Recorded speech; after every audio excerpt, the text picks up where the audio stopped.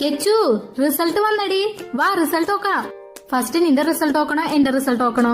First ആ ജാട സംഗീതയുടെ തന്നെ നോക്ക്. എന്താടി ഇത്, എല്ലാത്തിലും പാസ്സായല്ലോ. പഠിച്ചിട്ടില്ല എന്ന് പറഞ്ഞിട്ട് അവൾ എല്ലാത്തിലും പാസ്സായി.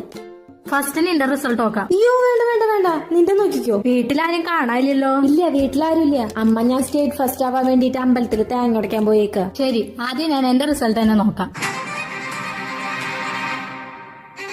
അയ്യോ, ഞാൻ മാത്സിൽ പൊട്ടിയിടി.